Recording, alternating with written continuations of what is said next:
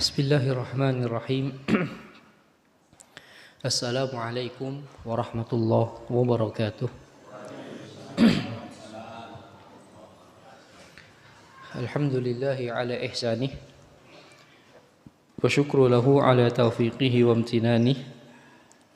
Ashhadu an la ilaha illallah wahdahu la syarika lah ta'ziman li sya'nih. Wa ashhadu anna Muhammadan abduhu wa rasuluhu ad-da'i ila ridwanih. Salawatullahi wa salamuhu alaihi wa ala alihi wa sahbihi wa sallama tasliman katsira. Allahumma anfa'na bima 'allamtana wa 'allimna ma yanfa'una wa zidna ilma.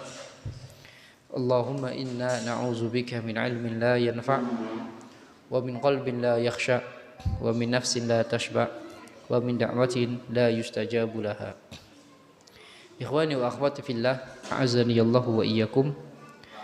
Insyaallah pada kesempatan kali ini kembali kita lanjutkan bahasan kita dari kitab Tanbihul Afham, yaitu syarah Tanbihul Afham. Pada pertemuan yang lalu kita telah sampai pada hadis yang kelima. Sekarang berikutnya adalah hadis yang keenam, yaitu masih dalam bab thaharah. An Abi Hurairah radhiyallahu taala anhu, dari Abi Hurairah radhiyallahu taala anhu,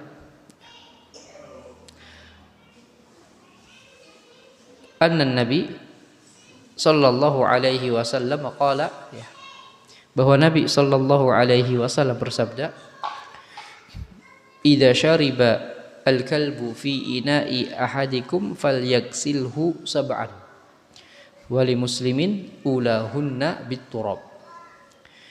Apabila seekor anjing minum atau menjilati salah bejana salah satu di antara kalian, maka basuhlah 7 kali.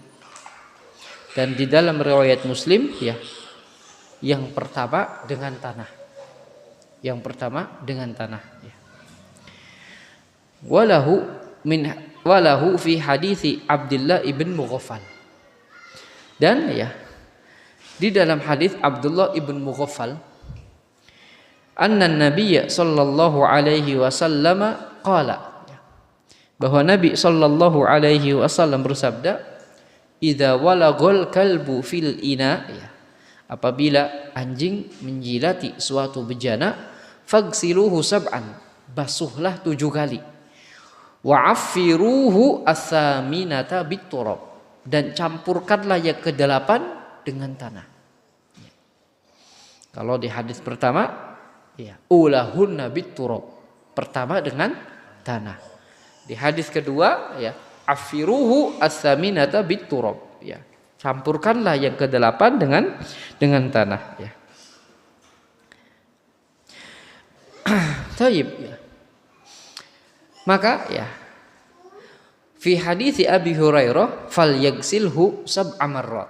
Dalam hadis Hurairah, hadis Abi Hurairah yang pertama, maka basuhlah 7 kali. Wa fi riwayatil Muslim, dan dalam riwayat Muslim, ulahunna bit-turab, yang pertama dengan tanah. Amma haditsu Abdullah ibn Mughaffal, adapun dalam hadis Abdullah ibn Mughaffal, fagsiluhu sab'an, basuhlah 7 kali. Wa'affiruhu as-saminata bit-turab, yang ke-8 campurilah yang ke-8-nya dengan tanah. Fa dhahiruhu annahu yukhalifu hadits Abi Hurairah fi adadil ghasalati wa makanit turabi minha.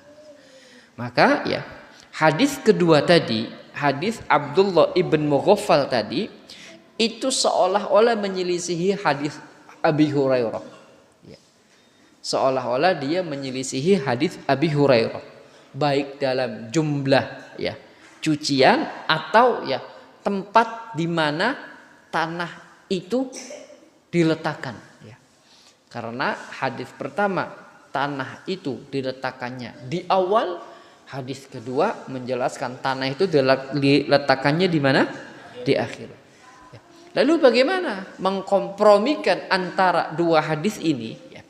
Wal jam'u bainahuma an naqul, Maka ya mengkompromikan hadis ini, al muradu bisamina fi hadisi Abdullah ibn Mughaffal annaha saminatun bi'tibari ziyadatiha ala sab'i ghasalatil ma. Yang dimaksud cucian yang ke-8 ya.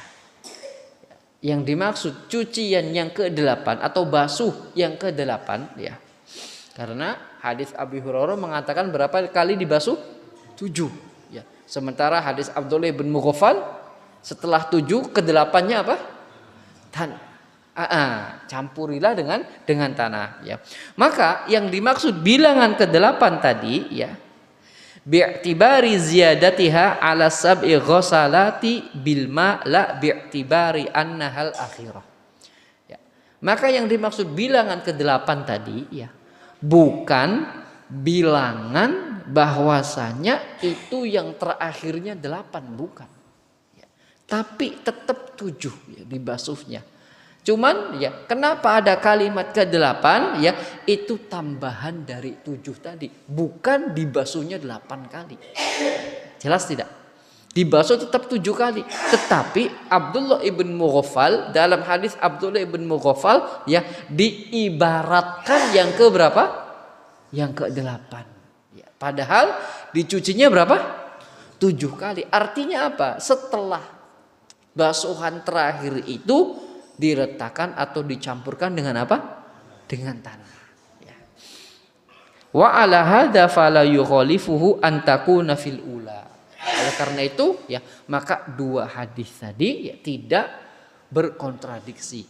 Hadis pertama mengatakan ke-7, hadis kedua mengatakan ke-8. 8 itu bukan bilangan akhir, tetapi itu masuk pada 7 tadi.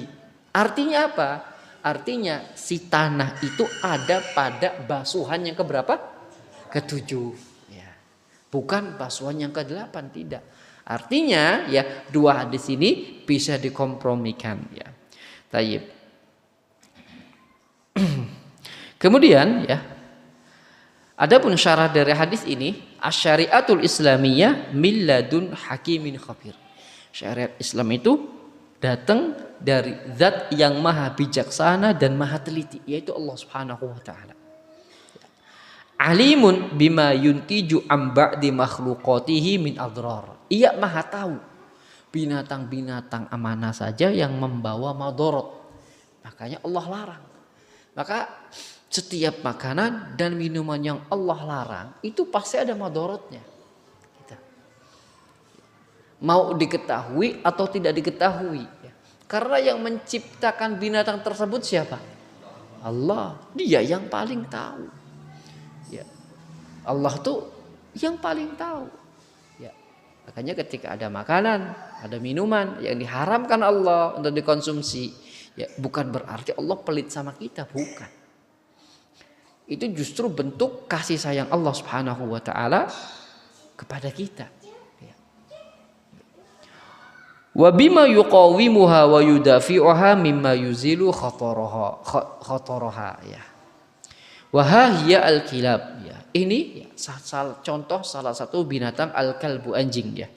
Qad asbata at-tib anna fi li'abiha mikrobatu aqdaron la tazulu wa la tandafi'u madarratuha illa bitathhiriha bima ja'a an Rasulillah.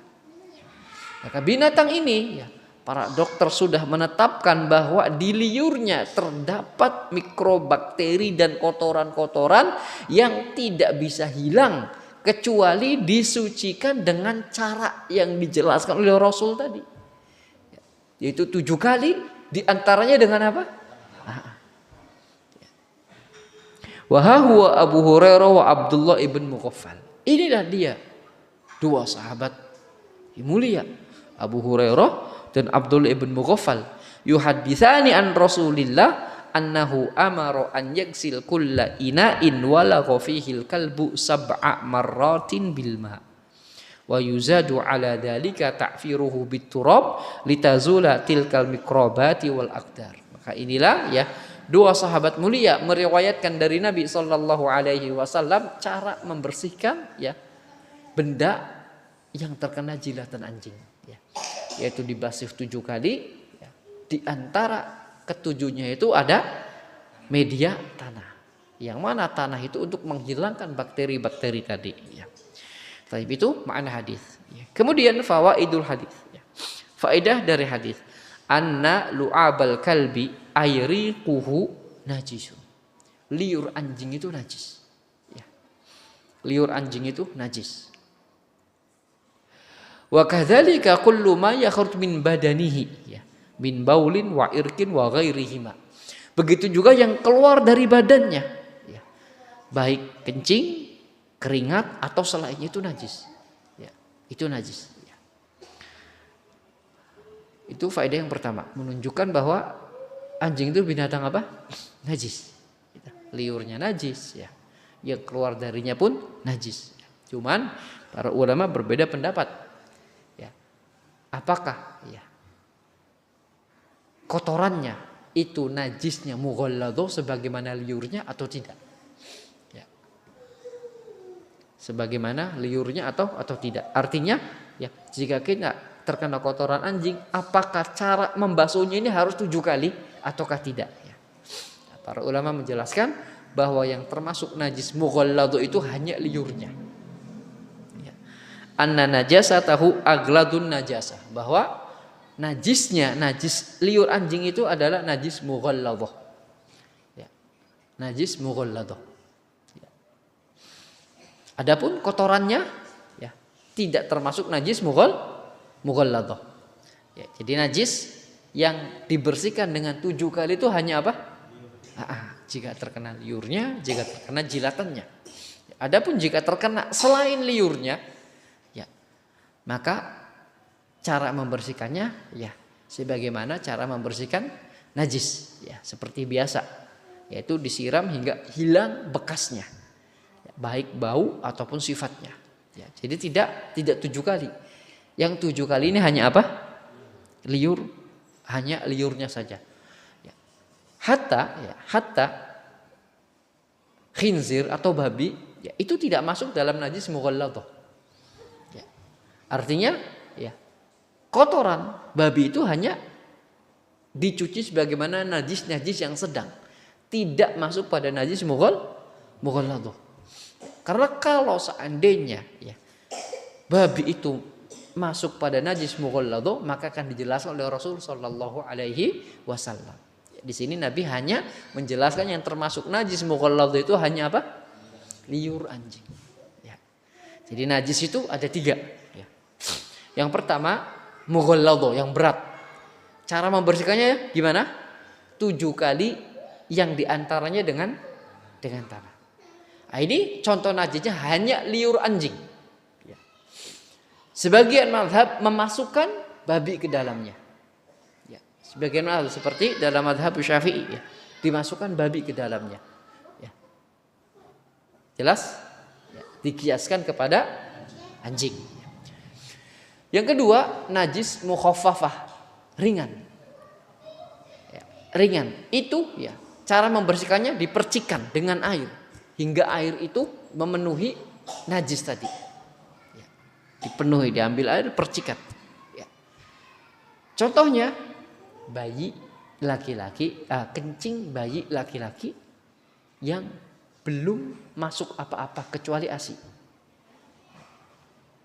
Jika ya, ngompol di baju apa, ambil air percikan aja hingga merata ya, hingga merata. Nah, itu disebut dengan najis ringan. Cara membersihkan dengan dipercikan. Selain itu najis yang sedang, cara membersihkannya itu ya diambil zatnya, dibuang, kemudian ya bekasnya ya disiram pakai air ya hingga hilang sifatnya. Sebagaimana Nabi Shallallahu Alaihi Wasallam ya, ketika ada seorang Badui yang kencing di pojokan masjid ya, kemudian Nabi memerintahkan untuk mengambil seember air lalu dituangkan di kencingnya itu ya, maka dengannya hilang ya, kencingnya itu hilang. Selain ya 2 contoh tadi ya, yaitu liur anjing dan ya kencing bayi laki-laki yang belum mengkonsumsi apa-apa itu masuk pada hadis yang masuk pada najis yang sedang. Jelas? Jelas tidak? Kemudian berikutnya wujubu tathhiri ma walagha fihil kalbu sab'a marratin. Wajibnya membersihkan ya sesuatu yang terkena jilatan anjing 7 kali. Ihdaha biturab. Ya. Salah satunya dengan tanah. Berarti airnya berapa? Berapa kali? 6. Ya. Yang ketujuhnya tanah ya. Wal ahsan antakuna al-ula, dan yang bagus tanah itu di pertama kali. Ya. Tanah itu di pertama kali ya. Kemudian ya, bagaimana cara membersihkan dengan tanah ya? Itu para ulama menjelaskan cara pertama yaitu tanah itu digosokkan ke tempat najis tadi. Ya, ambil tanah ya, sedikit aja, nggak usah satu truk. Ya. Ambil tanah atau pasir ya medianya. Turab itu lebih dekat ke pasir sih. Ya, itu masukkan dituangkan di tempat yang terkena najis tadi, kemudian digini-gini. Ya, digosok-gosok, ya itu dianggap satu cucian. Lalu sisanya tinggal pakai air. Ya.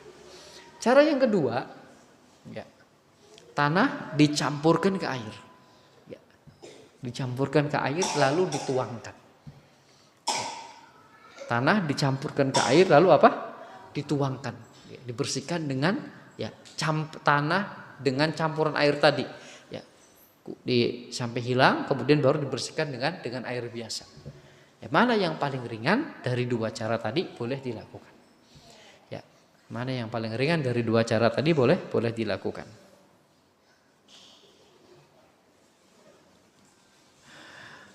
Kemudian ya, idza wajaba tathhiru min wulughihi bima dzakara atau bima dzukira ya. Jika jilatan aja wajib dicuci hingga 7 kali, fatathiru bidzalika min baulihi wa adaratihi wa nahwihima min babil aula. Ya, kata Syekh Utsaimin ya, jika ya liurnya saja itu najis mughalladh, apalagi kotorannya. Jelas? Berarti ya Syekh Ibnu Utsaimin lebih condong ke pendapat bahwasanya kotoran anjing itu najis mughalladh. Nah, ini khilaf ya. Khilaf. Adapun liur anjing ya, tidak khilaf. Semua ulama sepakat. Ya, liurnya itu najis mughalladh. Kenapa? Ada nasul hadis. Gitu. Adapun selain liur, kotorannya itu para ulama berbeda pendapat. Nah, Syekh Ibnu Utsaimin di sini lebih condong ke pendapat apa? Kotorannya pun najis mughalladh. Liurnya aja najis mughalladh, itu apalagi kotorannya. Ya, tapi ya pendapat lain mengatakan tidak. Ya, kalau seandainya kotoran itu najis mughalladh, maka akan dijelaskan pula oleh Rasul Shallallahu Alaihi Wasallam.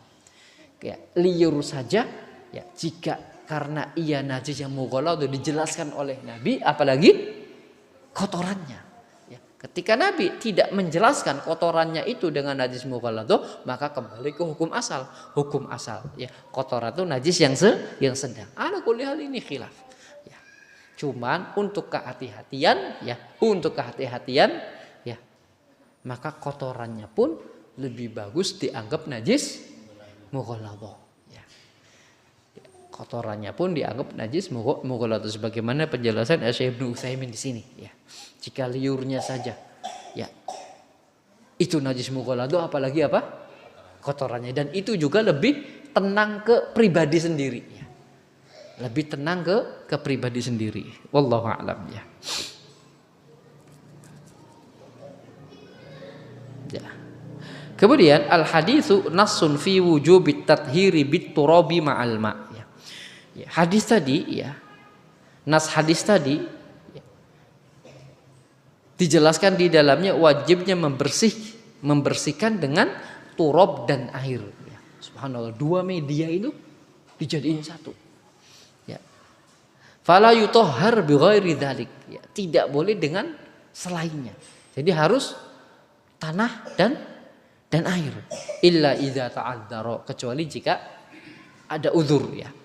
Jadi pada asalnya cara membersihkannya adalah gabungan dengan apa? Tanah dan air. Ya. Adapun najis sedang hanya air aja. Ya. Najis yang sedang hanya air aja. Apalagi najis yang ringan, air dipercikan lagi. Ya. Kalau sedang diguyur, siram hingga bersih. Tapi kalau berat dicampurkan antara tanah dan air ya. Berikutnya ya, isbatu ayati min ayatin Nabi sallallahu alaihi wasallam. Ini termasuk mukjizat Nabi sallallahu alaihi wasallam. Ya, ini adalah mukjizat Nabi sallallahu alaihi wasallam karena ya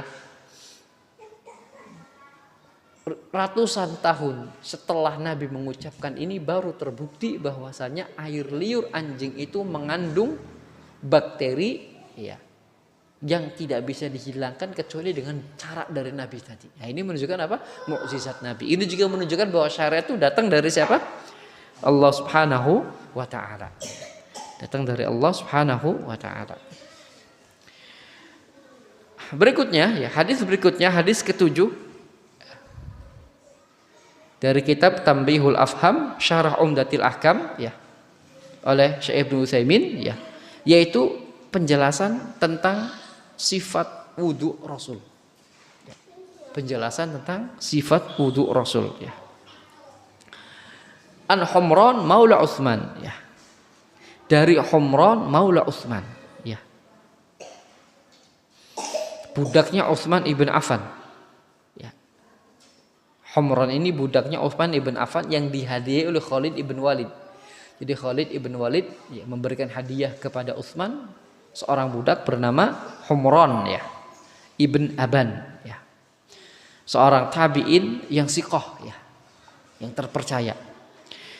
Dari Humran Maula Utsman ya, radhiyallahu taala anhu, anna Utsmana da'a biwudu'in, bahwa Utsman ini ya, menyuruh budaknya untuk ngambilkan air ya, untuk wudu ya, ngambilkan ya ember yang berisi air lah bahasa kitanya.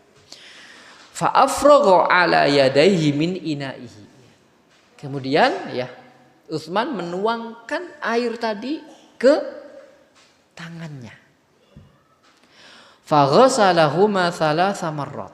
Mencuci tangan dulu 3 kali, dituangkan ya. Jadi enggak dikobok. Ya, dituangkan ya. Ini ya kalau sekarang ada keran kan gitu. Ya. Kalaupun ya wudu di kamar mandi nggak pakai keran ya, jadi basuhan pertama itu dituangkan bukan dikobok ya. 3 kali ya. Itu yang pertama. Tsumma adkhala yaminahu fil wudu tsumma tamadmadu wastansyaqu wastanthar.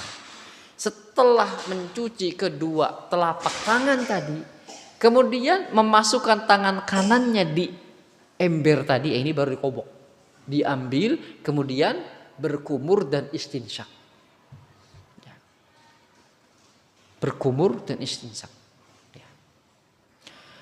Kemudian itu setelah berkumur dan istinsyak ya, tsumma ghassala wajhahu thalathan. Kemudian setelah itu ia mencuci mukanya, mencuci wajahnya 3 kali. Dan batasan wajah itu dari tempat tumbuhnya rambut ya, orang normal sampai ke sini. Itu secara tulon panjangnya. Ya. Adapun lebarnya dari sisi ini sampai ke sisi ini, itu disebut dengan wajah. Ma yahsul bihi at-tawajuh. Ya, itu yang batasan wajah.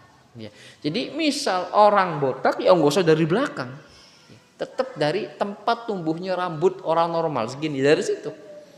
Ya. Sampai ke sini. Itu secara tulan panjangnya. Adapun ardon lebar dari ujung sini sampai ujung sini. Maka ini termasuk wajah yang harus terkena air. Ya, bukan sampai sini, sampai sini. Ini termasuk wajah yang harus terkena air. Dibasuh 3 kali. Kemudian wa yadaihi ilal mirfaqain salasan. Setelah itu membasuh tangannya hingga al mirfaq. Mirfaq itu ini nih ya, antara lengan dan ini mirfak. Ya. Berarti ini termasuk yang dibasuh, termasuk yang harus terkena air. Ya. Kemudian summa masaha bi ra'sihi summa ghasala kilta rijlaihi salasan. Kemudian mengusap rambutnya, kemudian membasuh kedua kakinya 3 kali. Ya. Ingat enggak? Ingat enggak? Yang pertama apa? Basuh kedua tangan. Membasuh kedua tangan ini ya, itu menjadi wajib jika setelah tidur malam.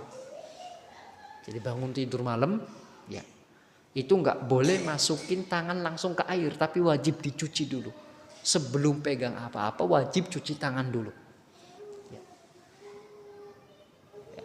Karena itu perintah Nabi Shallallahu Alaihi Wasallam. Li'annahu la tadri aina batat yadahu, karena dia nggak tahu kemana tangannya bermalam. Maka ketika kita bangun tidur, ya, bangun tengah malam, ya, kemudian kita ingin minum, ya, maka yang pertama kali dilakukan itu apa? Basuh tangan, baru minum. Ya. Itu petunjuk Rasul Shallallahu Alaihi Wasallam.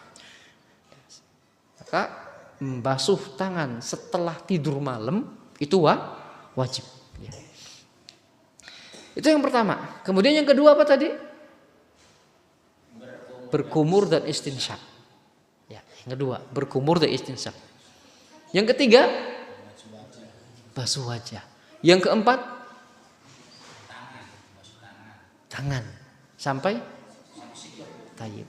Kelima, mengusap, bukan membasuh. Mengusap kepala. Yang keenam, membasuh kaki hingga mata kaki. Ya. Yang nggak ada apa? Perhatikan nggak? Yang nggak ada apa?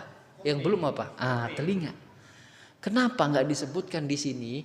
Karena ada hadis lain yang menjelaskan wal udzunan minar ra's. Telinga itu bagian dari rambut. Makanya tidak dijelaskan. Artinya ketika di sini ya Utsman itu, Humron itu ketika menjelaskan cara Utsman wudu radhiyallahu taala anhu ya. Tsumma masaha bi ra'sihi, ya itu masuk di dalamnya juga apa? Telinga. Karena kata Nabi al-udhunani minar ra's. Ya, kedua telinga ini bagian dari kepala, bagian dari rambut. Artinya ketika ya dijelaskan membasuh atau mengusap rambut, maka dimaksudnya juga adalah mengusap telinga. Jelas? Makanya nggak disebutkan di sini.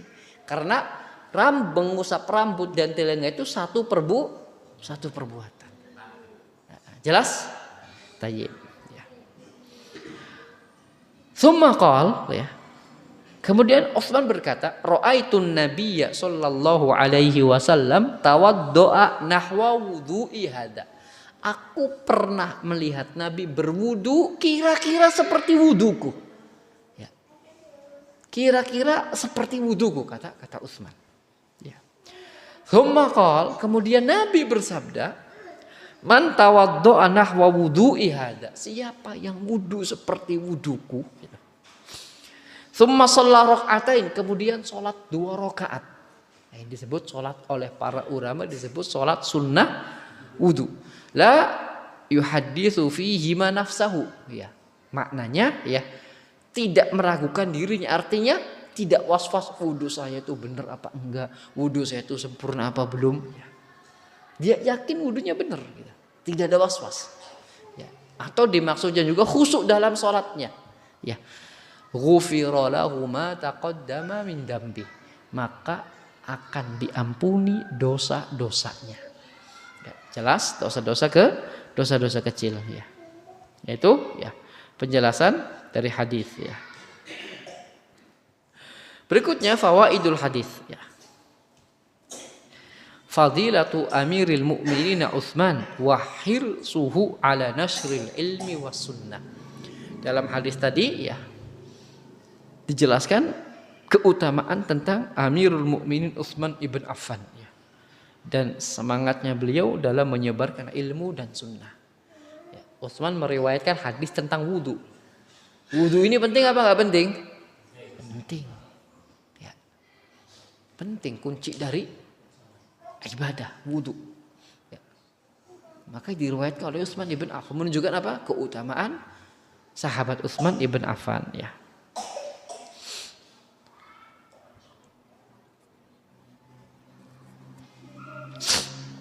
Berikutnya, masyru'iyatul wudu bihadihi kaifiyah. Disyariatkannya wudu dengan tata cara yang dijelaskan oleh Utsman tadi. Bagaimana wudunya Utsman tadi? Yang pertama, membasuh kedua tangan. Kemudian setelah itu berkumur, ya.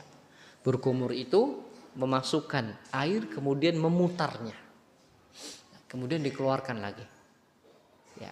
Memasukkan air kemudian memutarnya kemudian dikeluarkan lagi, itu disebut tamadmad, ya. Tamadmad, ya. Adapun ya, istinsyak adalah menghirup air dan mengeluarkan lagi, menghirup air dengan hidung dan mengeluarkannya lagi, itu istinsyak. Jadi cara basuh hidung bukan, itu tidak ada makna istinsyaknya. Sedangkan Nabi menjelaskan istinsyak itu menarik, dihirup. Kemudian dalam madmadah dan istinsyak juga ada beberapa cara.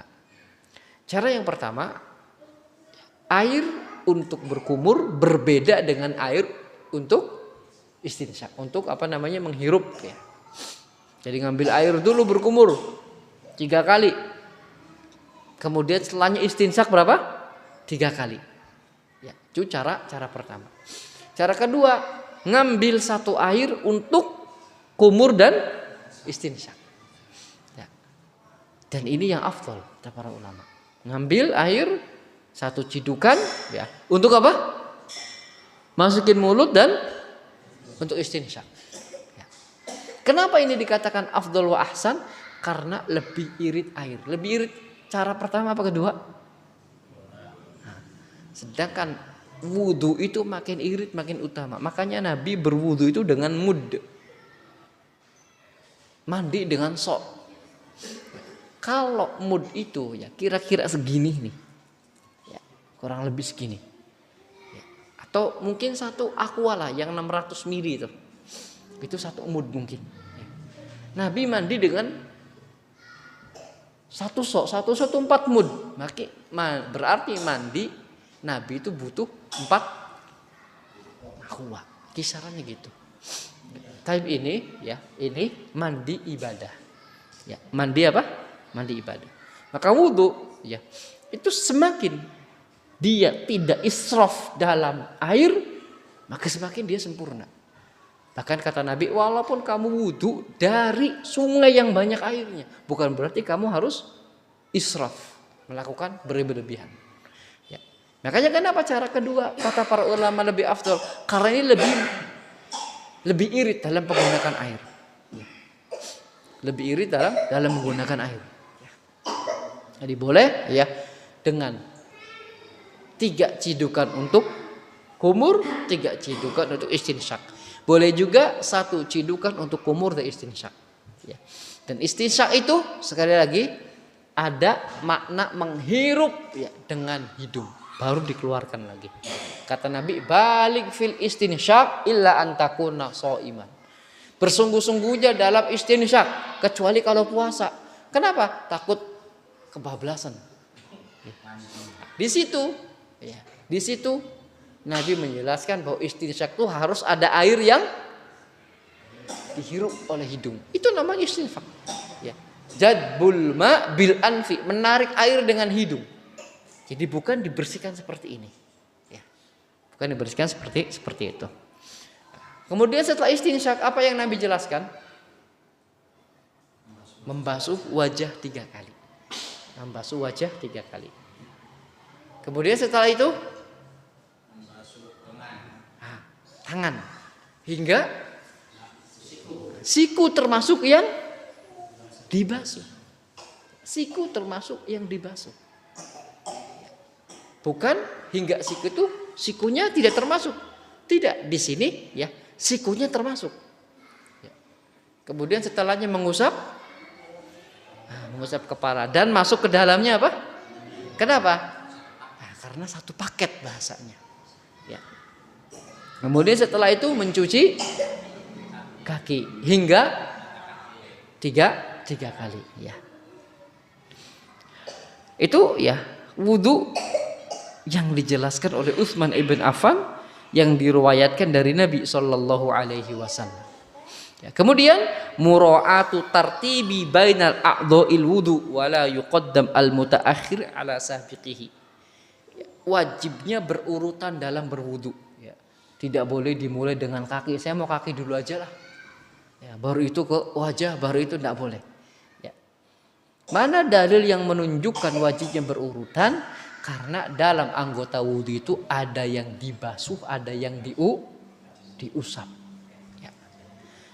Apa makna dibasuh? Itu adanya aliran air, dialiri air, itu namanya dibasuh. Ya. Kalau diusap itu kita ngambil air, yang sisa di sini diusapkan, itu namanya al-mashu. Ya. Kalau al-ghusl itu airnya dikucurkan di sini, walaupun tidak banyak. Ya. Ada air yang dialirkan hingga air itu mengalir jalan. Itu namanya makna apa? Membasuh. Ya. Oleh karena itu ketika wudu dengan semprotan gini, itu ada air yang mengalir nggak? Kira-kira ada air yang mengalir nggak? Nggak ada kan? Maka tidak masuk makna membasuh. Jadi membasuh itu harus ada air yang dituangkan yang mengalir, ya. Baru nanti diratakan. Ya. Itu masuk pada kategori membasuh. Kemudian fadilatu sholati rakaataini, ya, keutamaan sholat sunnah wudu, ya, 2 rakaat, ya, yang dengannya Allah akan menghapus dosa-dosa sebelumnya. Adapun yang dihapus adalah adzunubu as-saghair, dosa-dosa kecil, ya. Yang dihapus adalah dosa-dosa kecil, ya. Yang dirahmati Allah Subhanahu wa taala, ya. Inilah 2 hadis yang kita bahas pada pertemuan kali ini, ya. Barangkali ditanyakan, fadhil.